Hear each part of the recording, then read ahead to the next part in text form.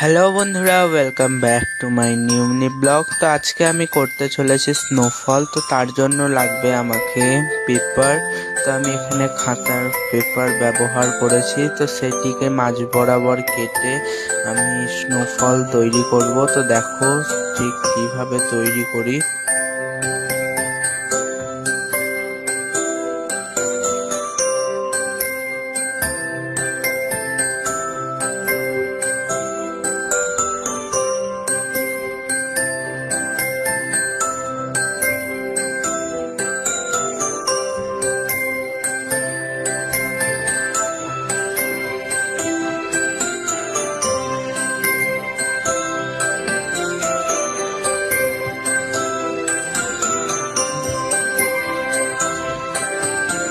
তো স্নোফলটি কেমন হয়েছে কমেন্টে জানাও। ভালো লাগলে লাইক সাবস্ক্রাইব করবেন। Thanks for watching, by.